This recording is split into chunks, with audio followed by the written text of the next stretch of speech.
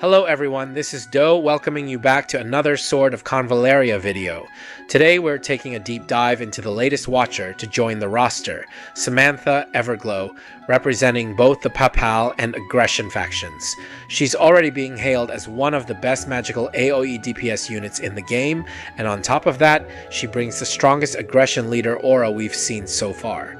So without wasting any more time, let's jump right into battle and see exactly what Samantha Everglow brings to the table. 何か手伝えるかい？ええ。頼もしいですね。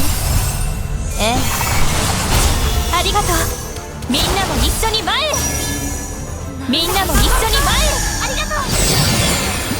頼もしいですね。これがみんなの決断です。この平和な世界のために一緒に行きましょう。審判の時です。罪には罰を。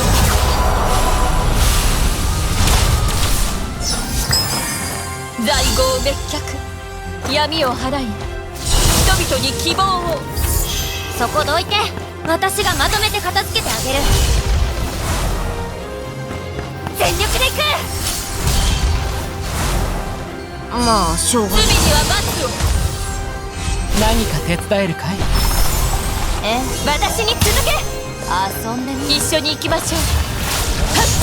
What you just saw was Samantha running with her standard skill loadout, Light of Sanction, Indestructible Faith, Will to Cleanse All Foul, Judgment Sanctum, and Oath to End All Evil. The issue with this setup is that both of her class skills come with a 3-turn cooldown, which often leaves Samantha stuck relying only on her basic attack for a few turns. To smooth out her rotation, I actually like swapping one of those offensive skills for her initial ability, Light of Judgment for All Sins. Let's jump into another battle and see how this skill performs, especially in situations where her Force Alert isn't needed.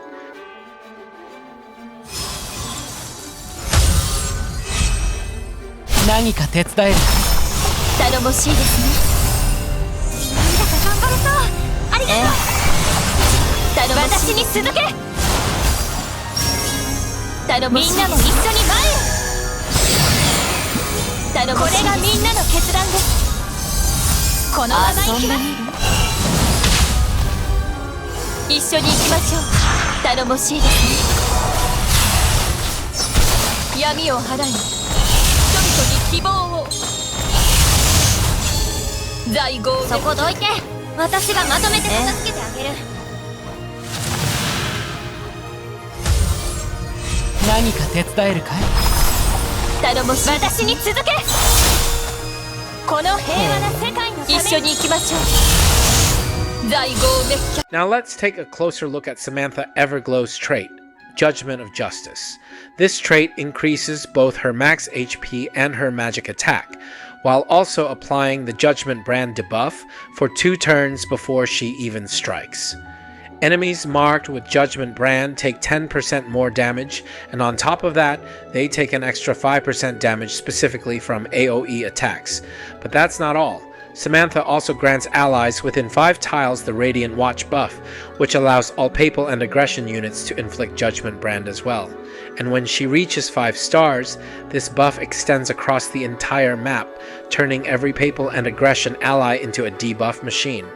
Speaking of stars, she really wants at least 3 stars to function well. I'd recommend 4 stars as a sweet spot since it doubles the stat bonus from her trait. And of course, 5 stars is where she truly shines. Not just for the map-wide Radiant Watch, but also for the improved skill rotation thanks to extra energy recovery. Equipment-wise, Samantha's signature weapon, Light to Purge All Evil, is hands down her best option. When I compared it directly to Diffusing Prism, there was roughly a 15% difference in overall damage output when using her big AoE skill.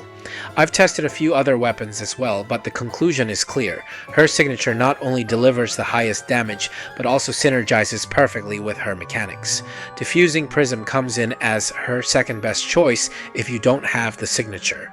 For trinkets, Blood Luxut Amulet consistently produced the most damage in my tests, with Shield of Justice being a strong second and Hourglass coming in third. In terms of engraving resonance, Sword and Wand is the clear winner for her. For Tarot, Magician Tarot edges out Justice Tarot, but both are solid choices depending on the amount of enemies in the map. And finally, her Ascension skill is definitely worth maxing. Overwhelming Force works perfectly with her kit, letting her play as a top-tier DPS who can also step into a pseudo-tank role thanks to Indestructible Faith. Finally, let's go over which skills I'd recommend activating on Samantha's skill tree.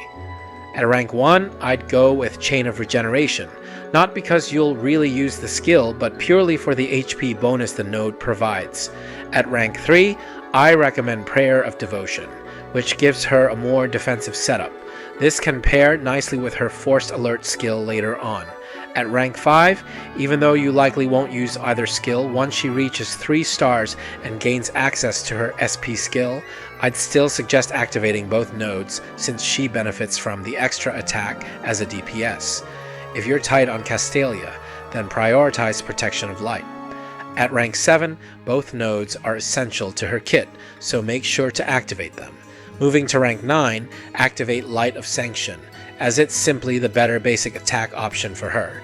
And at rank 11, I'd activate both skills for the attack bonus, but prioritize Oath to End All Evil since it rounds out her setup better.